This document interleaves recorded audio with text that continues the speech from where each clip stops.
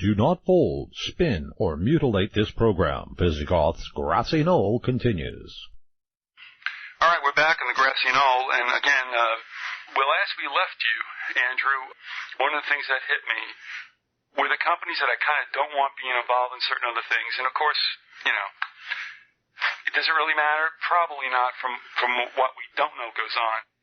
I don't know how happy I am about a company like Dow, again, with a murky past, getting into something like water, and then you look at Bayer, an offshoot of IG Farben that was resurrected here in the United States from the famous IG Farben, which was, created Zyklon gas. So Bayer comes over here, and now a pharmaceutical company gets involved with pesticides. And, it just doesn't I'm not comfortable with that. It's almost like if you guys are doing both of these, processes at the same plant,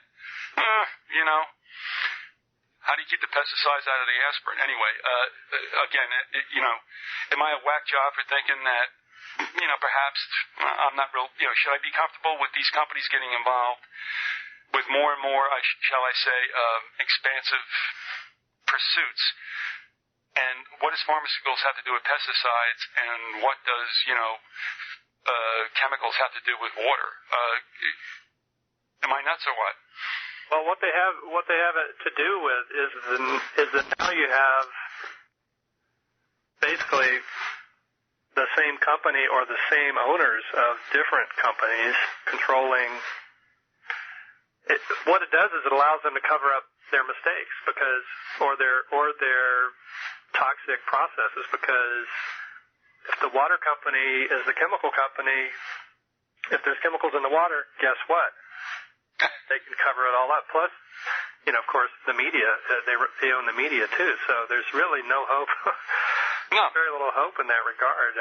Toxicity will increase.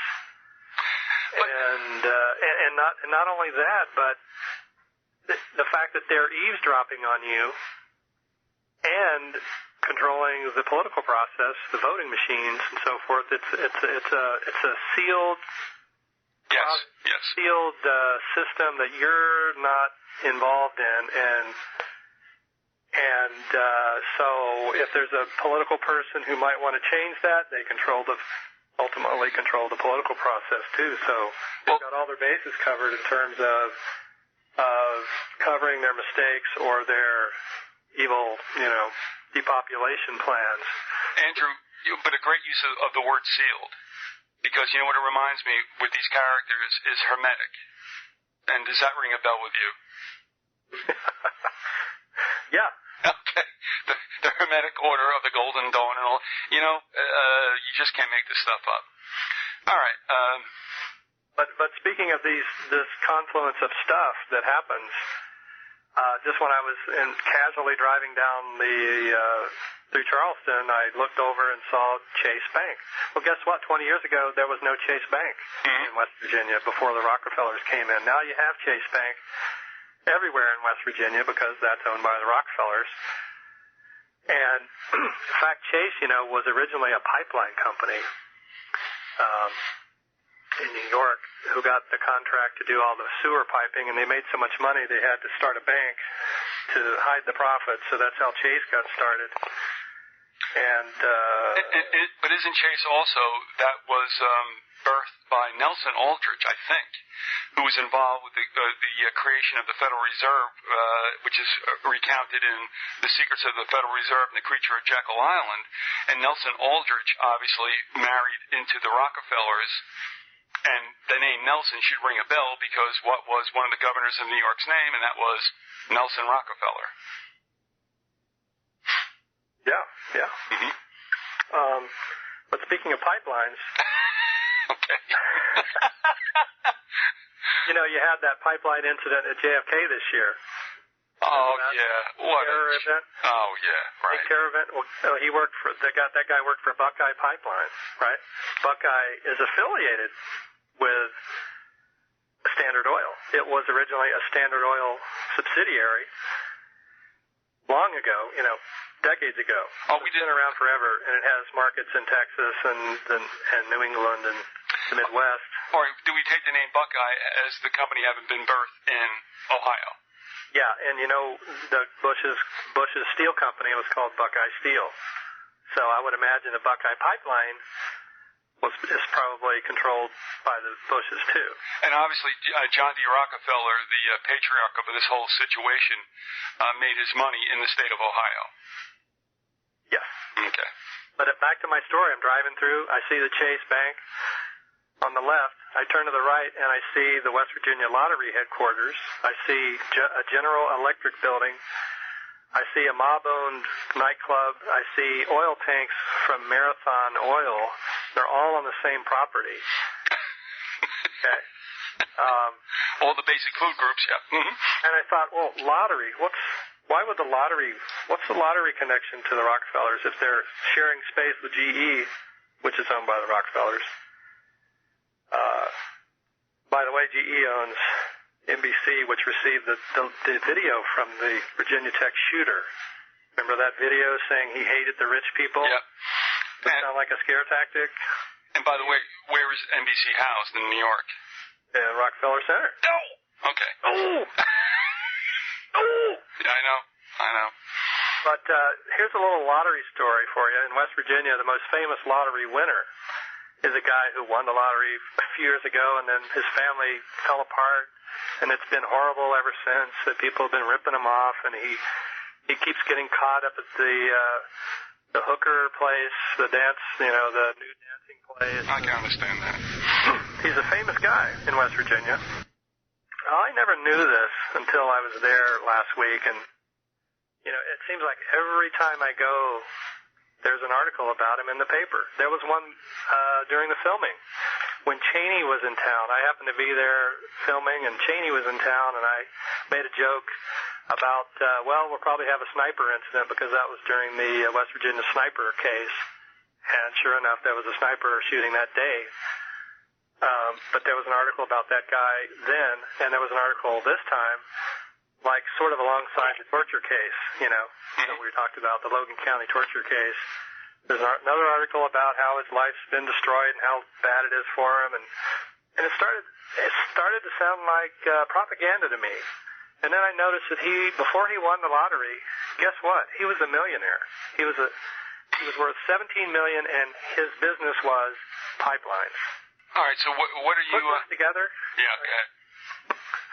The lottery in West Virginia is rigged, and they sent a huge amount of money to one. Sorry about that. That's okay. The MIB's coming to check on me. The lottery in West Virginia might be rigged, and they appear to have sent a huge amount of money toward one of their guys. And then they put out articles saying, "Oh, how terrible it is for him to make just to sort of cover the whole thing up." I don't think anybody really realizes. No. What's going on there? Nobody's connecting the dots. I mean, Andrew, again, people watch the news, but they're not actually processing the information. They sit there, and it happens on the screen. Because honestly, even if you watch mainstream news long enough and you pay attention, this stuff comes to the fore, which you catch and people who get it catch. But obviously it goes by, about 199 million people. Well, another thing that the media was propagating recently was the September 21st. By September 21st, we were going to have a terror event because somebody had plopped down $1 billion on the stock market betting that it would collapse. Yeah. And my thought at the time was, well, if they're talking about it on the media, it's not going to happen. Nope. It's obviously meant to, why didn't they do that before 9/11? Why wasn't there an article about the put options on United Airlines or American Airlines? Excellent point. And would you agree with me on this? That I bet on one of the things they did in July. And I actually thought, maybe something's going on. And then, of course, it didn't, and I said, shame on me. And then I saw all this stuff in September. On the 14th, there was also supposedly no flights to someplace. Who cares? You're right, Andrew. Here's what it's like the rattlesnake. This is where this is what I'm sticking to. If the rattler really wants, right, to bite you, he doesn't shake his tail. if he shakes his tail, he doesn't really want to bite you. So my point is here, if they give you this chatter and this bull crap, it ain't going to happen. They'll snap the trap when nothing is said. Does that sound right to you? Yeah. All right, and that's what I think it is. So, blah, blah, blah, blah, blah, blah. Yeah, and then translate that to the UFO world, okay? Anytime you have a big story about UFOs that seems credible and is being propagated everywhere, you know it's bogus. It has to be. Yeah. It invariably seems like it is. In the last couple of versions of this are the famous drone pictures. Have you seen the drone photos? Yeah, we're talking about something that happened where in South America or Central America where it came over the apartment complex. Is that well, that's the second one. All right, yeah. I'm going to get to. All right, yeah, go with it. I saw at least one of them. Go ahead. The first one was the drone pictures from California, supposedly from Palo Alto a lab that made these drones, and then suddenly the drones become visible because the software had a glitch, and this is all over, coast to coast, and all those YouTube rents. Yeah, right. Yeah. And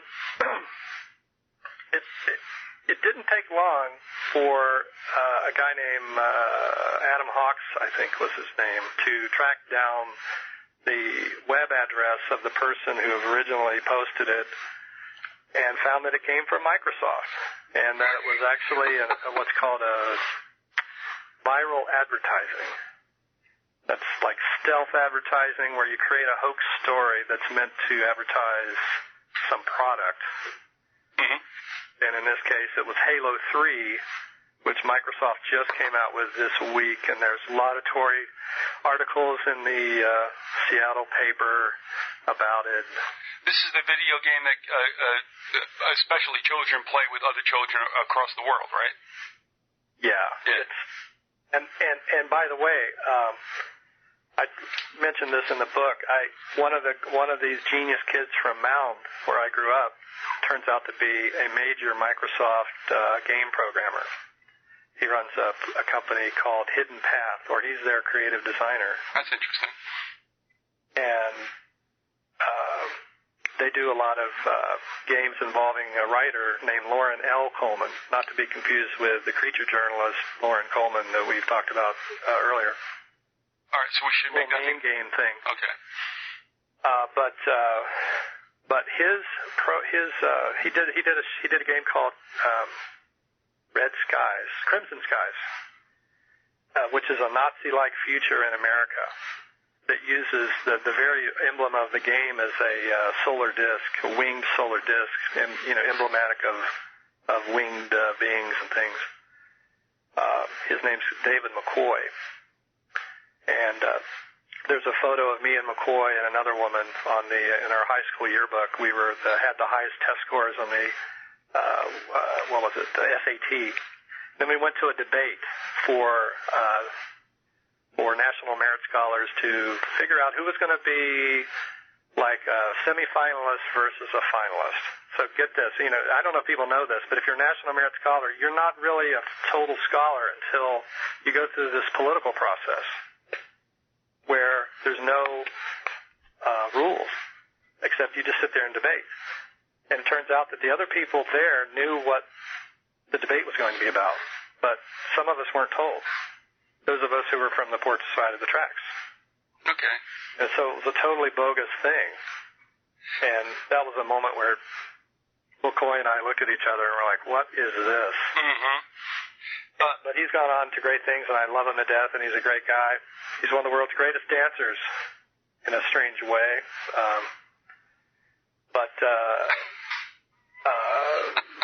Yeah, I don't know where... Well, one of my points about Halo 3 is that the key person, like the hero of it, is, I think he's called John 117. I could be wrong about that number, but I think it's 117. And then I saw that same number was mentioned by Alan Greenfield in his book, Secret Cipher of the UFOnauts. This was a good book, by the way. It's one of the books that talks about how Aleister Crowley may have invoked the UFO phenomenon. And I agree that may be true in the sense that some of the electromagnetic UFOs, balls of light and things, may have been invoked ritually by this military occultist, Aleister Crowley. But some of it's synthetic in that I think there may be, nuts and bolts craft that they're using to fly around and abduct people and do experiments on them. So there's actually a way to envision it all being, that's the supernatural blending with the nuts and bolts conspiracy theories. The military occultists messing around with things, as I think that they are doing with crop circles. Agreed. I think those are military occultists trying to stimulate ritual activity or occult activity, and or brainwash people and start a new religion based around the worship of these crop circles. And you already see that in England. You see cults that are really into, the Watchers, as they call them. All right. Look, I'm going to throw something by you real quickly. And I mean, like I said, we were up against about 15 minutes, but I mean, you're welcome back, and let's not say this is the end. But another thing also is that I believe, with the chemtrails and such, I don't think it's an efficient way of killing people or sickening them unto death, and I don't think it's very controllable. What I do think is happening is the next propagandization, if you will, of real import, Andrew, will be in the skies. Originally, the idea of the chemtrails as broken out by the military was to metallicize the atmosphere at a certain height, obviously, so they could bounce RF off. I'm saying that's probably what I think the idea is, that it's metallicizing the atmosphere, but it's going to be used to project holograms. And I think that will be the next tool of propaganda, which will obviously really get to the point of apocalyptic nature. Now, do people get sickened by the residue of chemtrails? Of course. I mean, if you're looking at heavy metals, this is not a good thing to breathe.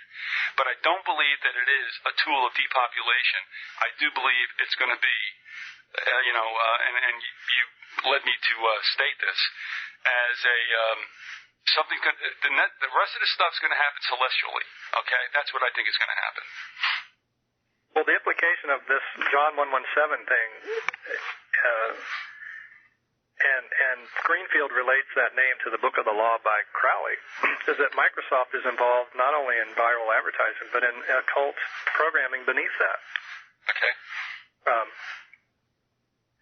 Because that name relates to what Greenfield calls Frater Achad, or clear light.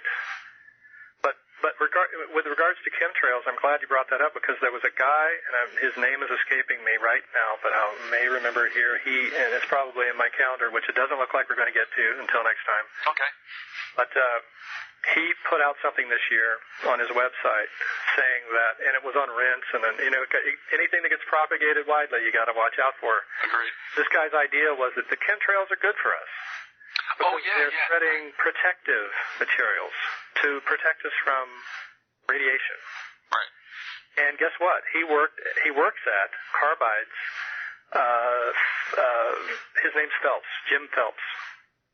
Carbide's K25 plant in the Tennessee Valley, which is where Carbide developed the bomb originally. Hey, wait a minute. Is this the Jim Phelps I've had on my show like 3 years ago? From Tennessee? I don't know. His name's Jim Phelps. He claims that his job at Carbide is safety something or other, and he claims to have come up with some ways to detoxify workers from radiation, because you do have a lot of problems with people getting radiation sickness at this plant.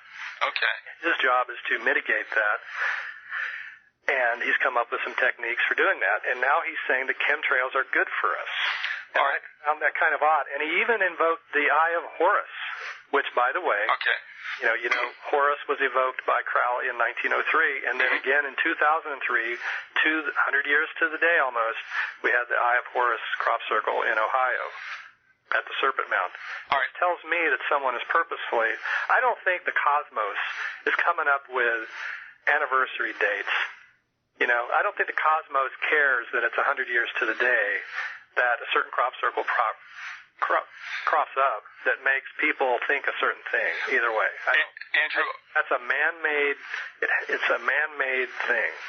All right, decision to do that. Let me ask you this, okay? And this is on me, not you. All right. I tell you what, he was on around Thanksgiving week. I don't know, 2 years ago, still at the AM stations, and I remember that Derek Gilbert called in from Appearing in the Darkness while he was on. But Phelps and I just, I don't know. I mean, I had him on the show. We didn't hit it off too well, and I really got a bad feeling about what he was about. And I will tell you that those shows do not exist. They're gassed. They'll never, I do not hold them in my archives. Not long after, he had sent me, I was on his email list, and somebody sent me something about fluoride or whatever that was through his list. And I went back to tell the individual about this history of fluoride, because I had this ad from the New York Times in '63 that was asking doctors were in New York, get this, were importuning the city council, please do not fluoridate the water. It is a drug of mass medication. So I sent that back to the individual, not to Phelps and the whole group. And the next thing I know, and like I said, I never subscribed to the group, I got bounced out, and I couldn't care less. Here's my point. I never trusted Phelps. I didn't like what it's about. Those interviews will never be aired. Are you telling me there's a little something south about this character? Well, it appears that way. All right, you don't have to say it. I'm saying it. And I think it's very odd that somebody would try to tell us that chemtrails are good, who works for Union Carbide. Okay. Yeah. And who is telling us about the ancient Egyptians in the same sentence, in the same paragraph. So, the reason chemtrails are good is because the ancient Egyptians understood that this is the way to protect the body from radiation is to do something to the pineal gland. I'm not sure what it was, but it was called the pineal gland, and it's just a weird mix of hocus pocus and science and stuff that is Union Carbide would never allow. I mean, corporations don't even want you having a MySpace page where you talk about what coffee you drink in the morning. They don't want employees doing anything like that normally. So why would they why would Carbide want their employee out there propagating stuff like this unless they wanted it propagated for some reason? Yeah, he's a former employee. I believe he's supposedly retired. But I'll say this, I thought he sucked. I still think he sucks, and I'm glad you said that. I'm saying this, not you, but I never liked that guy nor trusted him. And you're just confirming the fact that, my bones are right. And I'm sorry, it's... okay. The hologram thing that you brought up, too, in relation to chemtrails is interesting. Because this is getting back now to Liberty, West Virginia, the town with all the pentagrams and the abandoned school and the road with all the retired FBI executives and the Exxon station plopped down in the middle of the ancient Indian village. That is the town where William Dean Ross says that, somehow from research that was gathered there, that they are building, NASA or the NSA or both of them are planning some holographic event involving Ezekiel's wheel. I may have mentioned on your show before, and I'll repeat it again now. Okay.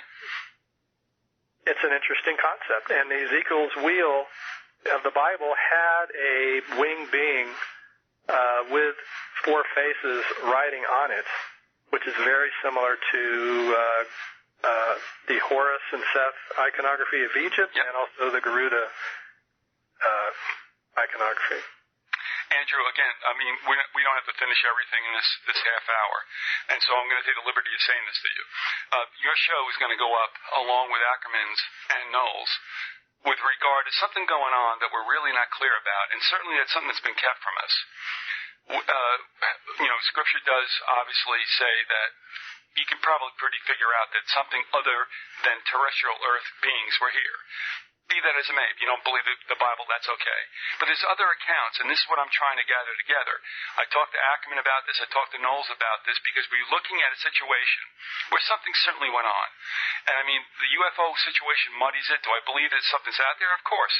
But I don't know exactly what it is. But with you saying this also, again, it resonates with something's going on. We either have some kind of super race that we have been kept from, understanding fully what's going on. I don't know what it's all about.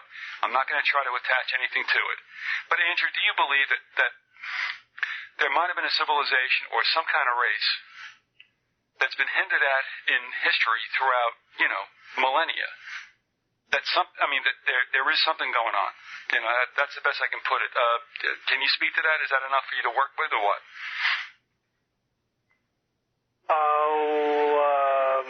Take a pass on it. Well, there's a lot of these major occultists, people who are trying to manipulate reality, and are from the military-industrial complex, and that's why you find both evidence of both areas, supernatural and nuts and bolts conspiracy together in all over the place. Okay. Are we almost? I've got maybe one more thing before I was going to do the calendar, which I'm not going to do, but no, let's finish up that point. That's fine, and we can even pick this thing up at another time. But go ahead, table what you wanted to be at least the last point for this time around. Well, I had. You're starting to sound like Clinton. Well, I never had. I can do. I used to do a pretty. You do a good. Yeah, give us a little. I never had. Hillary. No, I better not try it. All right, that's okay. I know. That's my bad influence. Go ahead. I'll work on it. For next time, I'll do it. All right. Okay. All right. The other night, Go Rightly ended the show with a quote from Hansen about paranoia being a higher form of awareness. Yep. And so I'll sort of do that as well, and then I'll throw out here that his old house, by the way, is now open. It's abandoned and open, which tells you that there's some bad energy there. I think like Harriet's old house is now abandoned. But what are you telling me? That abandoned and open, like kids can go in and play around in the house, like we used to do in the old days? Yeah, we've never been able to get in there until this time. And Harriet and I went, and she couldn't even go in. I mean, she took one step in, and she's like, I can't be in there. Okay, I'm out of here. All right. It's too strong, too negative, too strong. I grabbed a couple of items that were loosely lying around and gave them to my niece in Beckley, but I was at a family gathering that week, and somehow, they were talking about my book, and somebody goes, my cousin's daughter says, I know who took care of Charlie when he was a kid. And this sort of gets back to Charlie's story that he was raised by the judge from Nuremberg, which sounds a little bogus to me. Well, why would Charlie, why would a judge do that? He wouldn't really bring Charlie to his home, would he? Unless maybe he was Charlie's father. Mm-hmm. But maybe it's a way for Charlie to talk about how much control was exerted upon him by the judge. Because if my cousin is telling me that there's a nuts and bolts person, a real person out there who really took care of Charlie, and her name is, I don't know the actual, she said it's the grandmother of Kim Fisher. Kim Fisher's a young woman in West Virginia right now who knows my cousin's daughter. They go to school together, or went to school together, I guess. And so Kim Fisher's father was Bud Fisher. We know that. And so Bud Fisher's mother was the woman who was Charlie's guardian in Charleston. Mm-hmm. And there's so many people out there. There's so many different stories about this person helped take care of Charlie, that person helped take care of Charlie. And I don't know that there was that much room for Judge Jackson to be taking care of Charlie. So I sort of think Charlie's trying to tell us that's the place to look for. That's his father, and he may be speaking metaphorically. Mm-hmm. If you want to know, he's sort of saying, if you want to know why I have a swastika carved on my head. You're right. My father, who raised me, Mm-hmm. raised in quotations, is part of that, and the monks at the monastery at St. Gibeau's, are the reason. Let me ask you, Andrew, as we're running out of time here, I mean, this whole connection with Manson and the monks and his educational upbringing, can that be found anywhere? Would you be willing to? I mean, if it's in your book, then let's talk about that. If it's in other references, how can we access that? About the reference to the judge. The judge and the Brotherhood of the Cross. I mean, this stuff is all Yeah. That's the BBC documentary. Okay. And maybe it's sitting right in this deck right here. And this is what you purchased, is that right, on eBay? Yeah. Okay. BBC, and I'm trying to eject this disc, see if it's in there. Okay. And I'll just tell everybody that we're talking with Andrew Colvin. He's the author of The Mothman 2. That means he's the author of Mothman 1. And his site is andycolvin.com. And most of you should be really familiar with his being here, although there's been a gap about 10 to 11 months or so, as there was with Chris Knowles. But that wasn't a planned situation necessarily to have everybody back at this time. But I'm glad the way it worked out, because both Andrew and Chris are very interesting, obviously, individuals who have a lot of good things to say, or at least those things that need to be said about increasing our awareness about that things do really go bump in the night. Now, having done that little Jeopardy interlude to let you get your stuff together, what did you find? Did you come upon it or not? Yeah, 1994 BBC interview, and I can actually email it to you digitized. I've already got it digitized, and you could actually play it on your show. Woohoo! All right. Believe me, I'd love to. I mean, I guess that'll only get me in trouble with the British cyber police. But, I mean, by all means, if you send it along and you're okay with that. Well, there's nothing in there that says they're from the BBC. All right, you know what I'm saying. I mean, it's a whole raw footage. Yeah, great. It's the raw footage from the program. It's not the edited program. So I think you'd be okay because they just start talking, and it's just two guys talking. Well, they can come and sue me, Charles. I'm going to call you Charlie, right? Okay, now. But just put Manson 1994 interview and let it go. I'll ever know the difference. All righty. Like I said, they're going to sue me. Please tell me what you want to take. Like my desk. All right, not a big deal. All right, we want to wrap this up. Any last comments before we do? No, that's pretty much... okay for now? Yeah. All right, well, I will just say that there's been an amazing amount of other things this year. It's probably the most active I've seen it, especially February. It was incredibly active. Lots of, every time there's for instance, a trial with Scooter Libby or Gonzalez, you have a slew of terror incidents, a slew of supernatural, quote, things to occupy those who are supernaturally bent, UFO things, hoax UFO stories, all that. Those things are really directly, seem to be directly related. All right, let me ask you, because you've obviously are privy to this, I mean, not that anybody else shouldn't be, but you've collated information. I mean, Andrew, do you have a calendar? I mean, or do you have someplace, on the computer or elsewhere where you kind of do a log of what's going on? And that's when you can stand back and say, well, look, when this happened, this happened, this happened. Do you do that? I do it very casually. I've just got a simple calendar on the wall, and I just try to squeeze in little notes on a particular day, and I might have room for four things, in one. Like I'm just looking. February 6th, that was the week of the Scooter Libby trial. We've got the second letter bomb in London. Bush tax increase for the middle class goes in. The NASA diaper lady occurs. Yeah, that was great, yeah. A third letter bomb on the 7th. Loren Coleman attacks Pennsylvania State film crew verbally for not including him in their show. 5 to 6 feet of snow in New York, snow in London. Anna Nicole dies the day after that. You know, during the Scooter Libet trial, they did everything they could to get people's minds off of the trial. Distraction, right. Possibly having Anna Nicole knocked off because, you know, remember, she was married to a wealthy Texan oil. Wasn't he an oil guy? I don't know. I know he was a fossil, though.